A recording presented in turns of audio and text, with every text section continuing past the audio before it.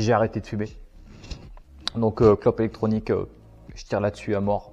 Bon, ça aide. Bref, c'est pas le sujet de la vidéo. Bon, bienvenue sur cet épisode numéro 3. Donc épisode numéro 2, on avait vu le bas moteur 2 litres HDI. Là maintenant, on va voir la culasse du 2 litres TCT. Donc, il y aura pas énormément de préparation de fait sur la culasse, déjà parce que je sais pas faire. Hein, il y en a plein qui grattent la partie admission, tout ça, faut lisser, pas lisser, enfin bref, j'en sais foutre rien. Donc voilà, ce qui est remis en état, faire du joint de soupape, faire du joint speed, arbre à cam, démonter un arbre à cam, faire un contrôle d'étanchéité, ça pour ça, il n'y a pas de souci. Par contre, dès le moment où effectivement il faut venir gratter la partie admission, c'est pas la peine de compter sur moi. Voilà. Surtout que l'objectif numéro 1, c'est 200 chevaux. Alors on verra après par la suite effectivement s'il y aura besoin ou pas. Mais normalement, d'origine, je crois que de toute façon, la culasse, elle encaisse pas plus de 300 chevaux. Il y a une histoire comme ça, donc c'est pas la peine d'aller gratter partout pour grappiller des chevaux, étant donné que la culasse, elle pète passer la barre des 300 chevaux. Voilà. Donc on va pas trop s'embêter avec ça. Donc là, je vais te montrer un petit peu ce que j'ai fait également. Donc sur le bas moteur, ici en fait normalement d'origine sur le bas moteur du 2 litres HDI, on a en fait ce qu'on appelle une modine qui est un refroidisseur d'huile. Et en fait quand tu la démontes, dedans t'as pas le téton en fait, t'as pas le pas de vis pour venir visser en fait une cartouche de filtre à huile. Donc j'ai dû la commander chez Peugeot, ils appellent ça un téton ou un mamelon, si tu dois en chercher un, ça vaut 14 €. Voilà, c'est une espèce de grand pas de vis comme ça, c'est du 20 par 150 si je dis pas de bêtises. Voilà, c'est mamelon ou téton, enfin c'est une histoire de nichon quoi. Bref, donc j'ai dû le commander, je l'ai installé pour poser une plaque sandwich. J'ai mis également un filtre à huile neuf et donc dessus il y aura capteur de pression d'huile, capteur température d'huile. Ici je pense qu'on va avoir l'arrivée d'huile pour le turbo.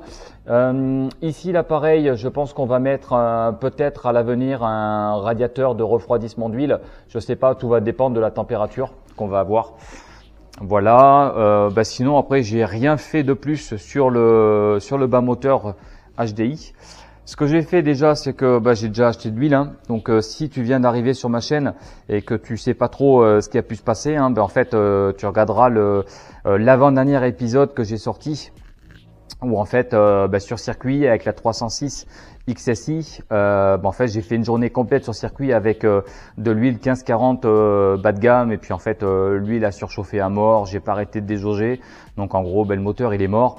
Enfin après c'est un mal pour un bien puisque du coup ça me permet de faire ce petit projet 2 litres turbo avec donc bas moteur HDI, donc on aura normalement un bas moteur incassable. Voilà, donc si je fais en fait une première échéance à 200 chevaux, enfin en tout cas une première étape à 200 chevaux, c'est parce que je veux m'assurer que le montage va être fiable. Et puis si c'est fiable, de toute façon, on fera évoluer tout ça par la suite. Voilà, donc sachant que dans les mois à venir, ce qui va suivre avec le montage du moteur, on va certainement se faire un faisceau complet sur mesure. Au niveau du calculateur, je pense que je vais faire un Speeduino. Pas forcément pour une question de coût, mais aussi parce que ça me botte bien de faire quelque chose en fait moi-même. Je sais pas, on va voir, on verra ça. Donc dans cet épisode, donc déjà on va nettoyer la culasse parce qu'elle est vraiment dégueulasse. On va démonter les soupapes, on va faire l'alignement des conduits d'échappement par rapport aux joints et par rapport au collecteur d'échappement. On va faire un contrôle des conduits d'admission. On va juste les contrôler, hein, puisque comme je disais, j'ai pas trop envie de gratter, je veux pas faire de conneries. Surtout qu'à mon avis, il y a pas d'intérêt de le faire. Rodage des soupapes et on va mettre des joints de soupape neufs. Contrôle d'étanchéité, on va reposer l'arbre à cam et on va poser un joint speed arbre à cam neuf. Voilà. Donc, écoute, je pense que ce sera déjà pas mal. Et puis surtout une fois que ce sera fini, on pourra attaquer l'épisode numéro 4 où on parlera du turbo, hein, donc ce sera un turbo d'origine qui est ici. Voilà, qui est posé là, hein, pareil, il est tout pourri, hein. Je suis désolé, on n'y voit pas grand chose, il fait sombre. Mais bon voilà, il est vraiment dégueulasse. Bon, il n'y a pas de jeu, il n'y a rien, il est en bon état, mais il faut vraiment le nettoyer. Et puis ça pour 200 chevaux, ça ira très bien. Quand on fera un upgrade et qu'on voudra aller chercher la limite des 300 chevaux, on passera sur autre chose comme turbo et donc il faudra changer également le collecteur. Avant qu'on se démonte la culasse du TCT, je voulais au moins te montrer la culasse du XSI. Donc en fait, il y a bien eu un manque d'huile, hein. Donc ça a attaqué même jusqu'en haut. Les paillets d'Abracam sont bouffés. Alors tu vas pas très bien y voir, hein, mais la culasse est morte. Également aussi pour info, la culasse de l'atmosphérique, c'est exactement la même que celle du turbo. Ce qui change, c'est l'Abracam. Puis après, tout ce qui est partie collecteur, échappement, admission, c'est différent. Mais la culasse, c'est exactement la même. Bon, ouais, cette culasse, hein, quand je te dis qu'il faut la laver, c'est que vraiment, faut la laver. Elle est vraiment, mais vraiment pourrie. Bon, ce que j'ai fait hors caméra, c'est que j'ai commencé à dépouiller 2 ou 3 trucs qui étaient dessus. Et déjà, les emmerdes ont commencé. C'est que ce qui tient cette bobine là, en fait, elle vient là. Et normalement, ces espèces de grandes vis qui sont là, en fait, complètement grippées à l'intérieur. J'ai été obligé de leur couper la tête. Donc là également, ce que j'ai fait, c'est que sur la culasse de l'atmosphérique, j'ai démonté le collecteur d'échappement. Donc pareil, hein, je vais te montrer. Donc là ici, tu vois, c'était le collecteur de l'atmosphérique et il avait été ressoudé déjà. Ouais, bon ça c'était l'ancien propriétaire qui avait dû le faire, enfin en tout cas un des anciens propriétaires qui avait dû le faire. Donc ce que je vais faire, c'est que ici, comme la douche elle me sert à rien, je vais poser en fait tout ce que je démonte et qui va me servir à que dalle, je vais tout mettre ici. Allez, on va enlever l'épicette d'huile. Hop. Normalement, il y en a, il paraît qu'ils n'ont pas de joint torique. Là, celle-là, il y en a quand même dessus. Ok. Allez, on va lui faire une toilette.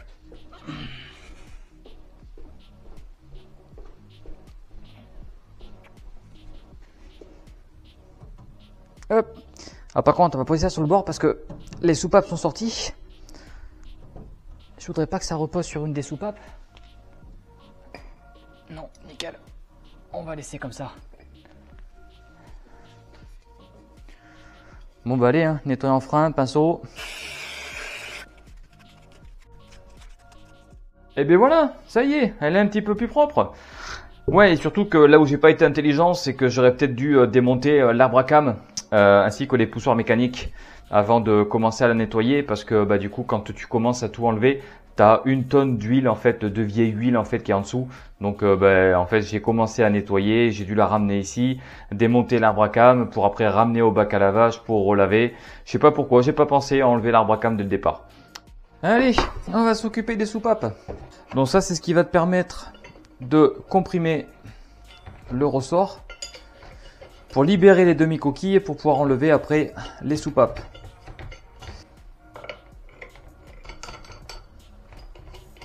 Vu la taille des ressorts de soupape, je peux largement prendre le plus gros. Cette partie-là, elle va venir en fait directement sur la soupape. Voilà. Et ici, je vais venir me mettre sur le ressort.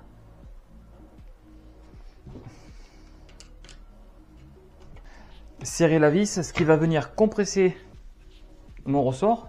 Une fois le ressort comprimé, je vais venir avec mon tournevis plat enlever les demi-coquilles.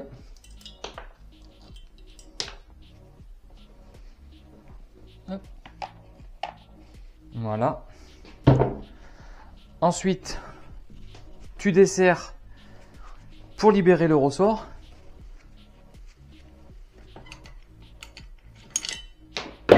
Et mince.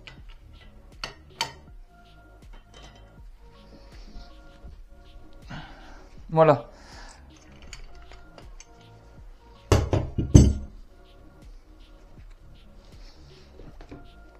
Donc, j'ai enlevé l'outil et maintenant qu'on appuie le ressort et qu'on appuie les demi-coquilles, je peux pousser ma soupape et je peux venir l'enlever. Bon, du coup j'ai enlevé les 8 soupapes. Donc je les ai rangées par ordre, hein, c'est-à-dire qu'en fait j'ai marqué d'un côté distribution et comme ça tout est rangé dans l'ordre en fait du démontage. Voilà. Ensuite, ce qu'on va faire là, c'est qu'on va s'enlever les joints de soupape. Tu prends, tu tires, voilà. Et ton joint, il est enlevé. Ici, j'ai commandé donc 8 joints neufs. Donc là, ce qu'on va faire déjà, c'est qu'on va s'assurer j'arrive à ouvrir ça. Bon, a priori, on a l'air bien. Hein. Allez, je vais enlever tous les autres. Tous les joints de soupape sont enlevés, comme ça il n'y a plus rien qui nous gêne au niveau de la culasse. Là maintenant ce qu'on va faire, c'est qu'on va travailler les ports d'échappement. Donc en fait l'idée c'est les aligner en fait par rapport au collecteur. Donc pour ce faire, j'ai déjà commencé à nettoyer en fait le collecteur d'échappement. Donc j'ai enlevé vraiment toute la calamine qu'il y avait sur le bord. Comme ça me permet en fait de voir réellement le diamètre du trou. Ensuite, ce que j'ai fait, c'est que j'ai récupéré en fait le joint de la XSI, hein, donc le joint qui vient sur un collecteur atmosphérique.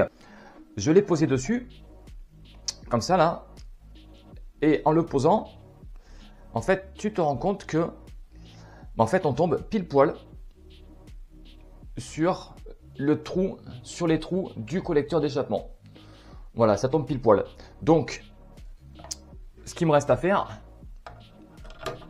c'est positionner le joint comme ça sur la culasse, et ça va me permettre en fait de voir quelle partie je dois gratter. Il n'y a pas beaucoup à enlever, mais on va l'enlever histoire qu'en fait les conduits soient alignés. Voilà, bon, et bien allez, go!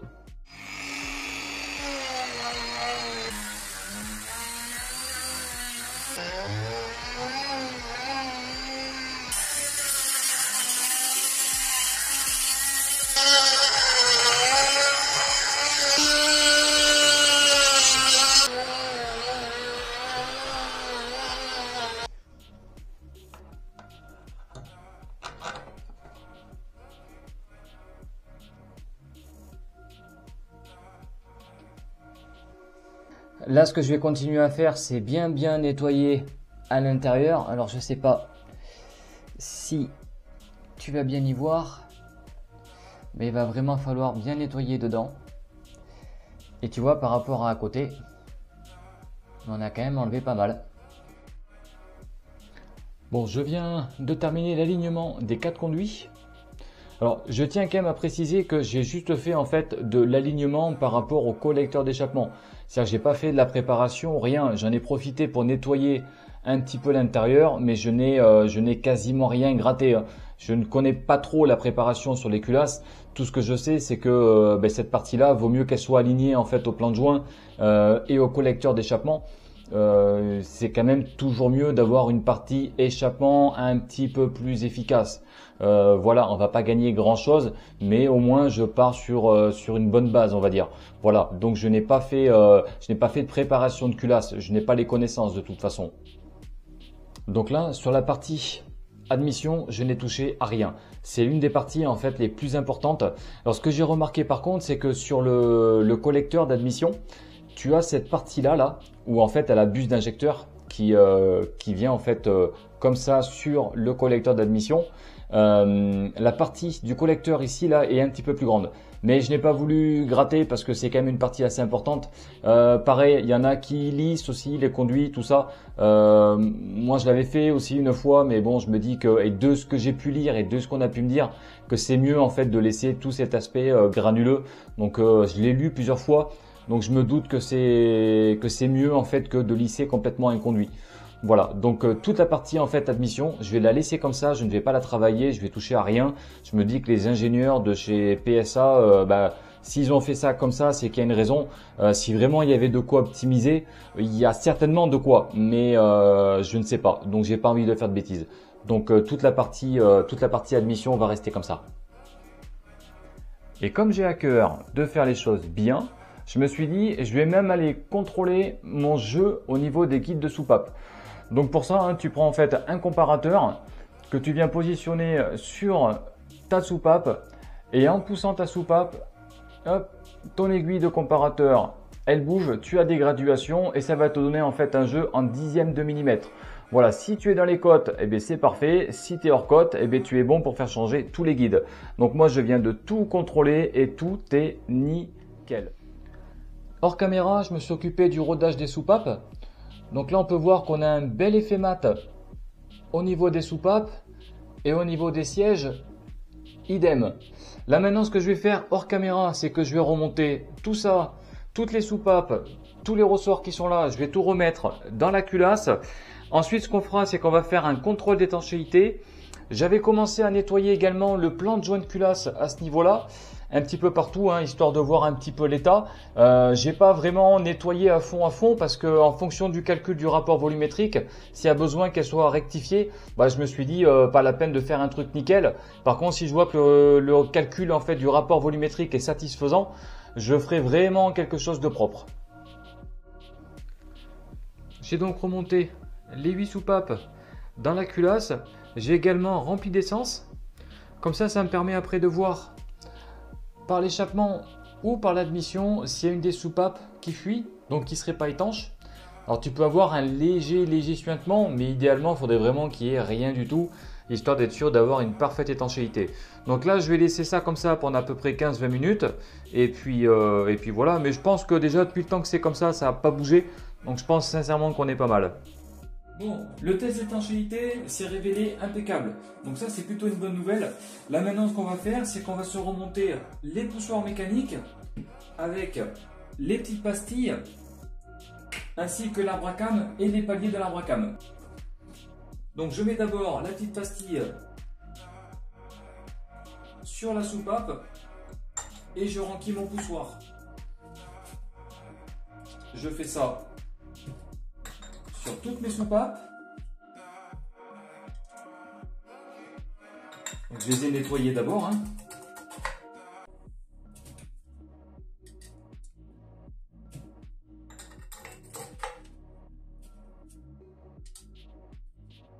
Hop. Voilà. Pareil, hein, j'y ai mis un petit peu d'huile partout.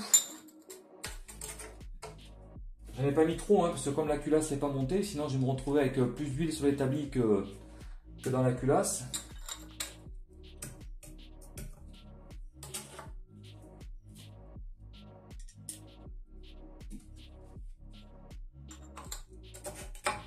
Voilà. Comme ça, ils sont tous en place. Je vais maintenant remettre de l'huile ici partout et après on va remettre l'arbre à cam. Désolé d'avance pour la qualité du son. Quand je filme là avec le téléphone et pas avec la caméra, du coup il n'y a pas de micro, donc le son risque d'être nettement moins bien. Ok, bon, l'arbre à cam, on va le remettre en place. Donc là c'est pareil, hein, de l'huile tu peux en mettre, hein, pas de souci particulier. Tac.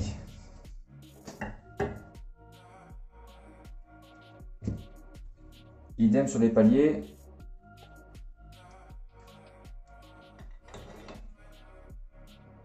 C'est quoi? Je vais essayer d'huiler directement au-dessus de l'arbre à cam, ça évitera d'en foutre partout.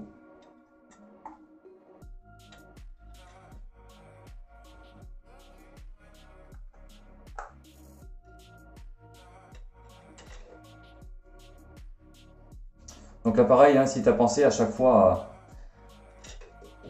à bien tout positionner en fait dans l'ordre au moment du remontage, tu es un petit peu plus tranquille. Et d'ailleurs, je ne l'ai pas dit dans la vidéo, hein, mais j'ai pas oublié de monter les joints de soupape neufs aussi. Hein. Parce que j'avais déballé, en début de vidéo, j'avais déballé les joints. Et après, c'est vrai que j'en ai pas reparlé. Mais je les ai pas oubliés, rassurez-vous.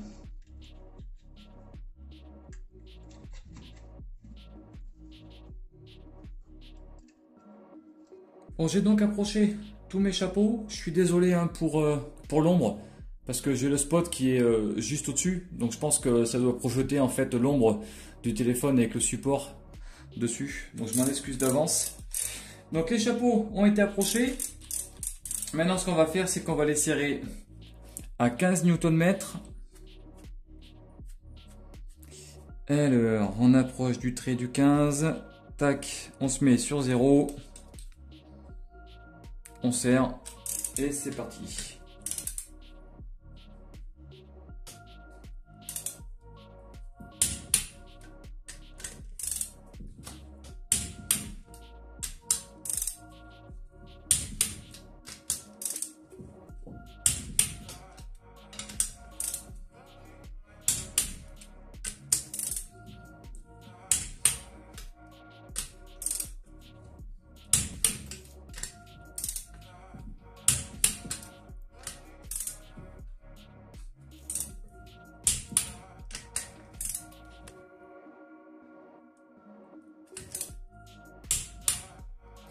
Voilà, c'est impeccable. Bon, on en vient presque à bout de cette culasse, hein. Là maintenant, on va lui mettre le petit joint spi ici. Alors j'en ai pas commandé parce qu'on m'en a donné, donc j'ai plusieurs boîtes et on va voir lequel c'est qui va aller dessus.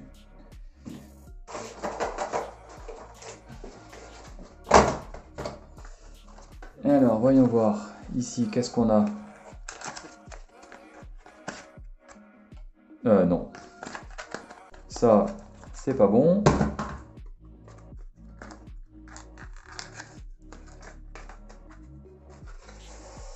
Et ça c'est... ça m'a l'air pas mal du tout.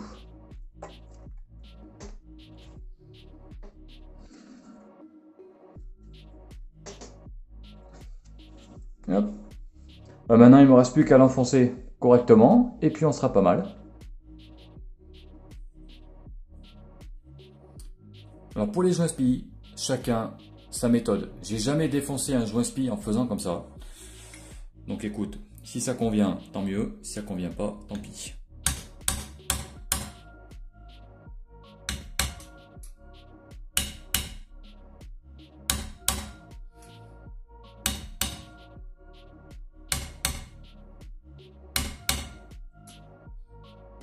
Alors l'idée c'est de pas taper comme un sauvage, hein, pour pas le déformer.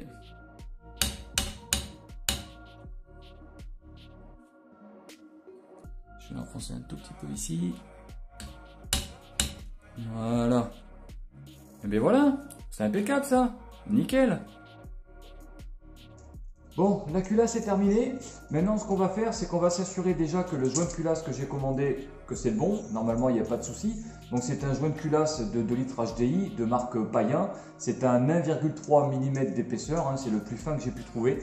Donc ça, pareil, hein, pour le poser, l'écriture vers le haut. Hein, très souvent, c'est marqué top. Donc, top, c'est vers le haut. Donc, normalement, ça se pose dessus sans problème. Ben, voilà. Impeccable. Et puis là maintenant, je vais attraper la culasse et on va voir si elle vient dessus sans problème.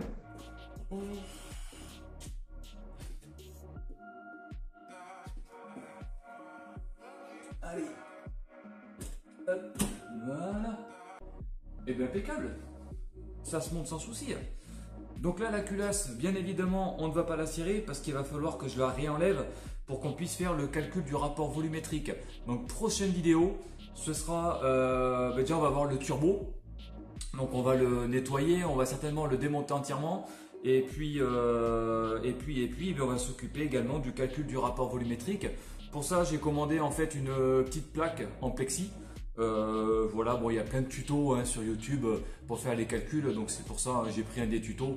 Ils font ça avec une plaque en plexi, on perce un trou au milieu, une seringue, hein, donc j'ai tout ce qu'il faut sauf la plaque qui ne devrait pas tarder à arriver. Voilà. Je me suis reconverti dans le jonglage. Vous me dites dans les commentaires ce que vous préférez. J'ai envie de repeindre le bas moteur. Je ne sais pas si je fais noir ou si je fais rouge, donc vous me dites, c'est vous qui décidez en fait. En attendant, nous on se retrouve dans l'épisode numéro 4. Allez, je vous dis à la prochaine.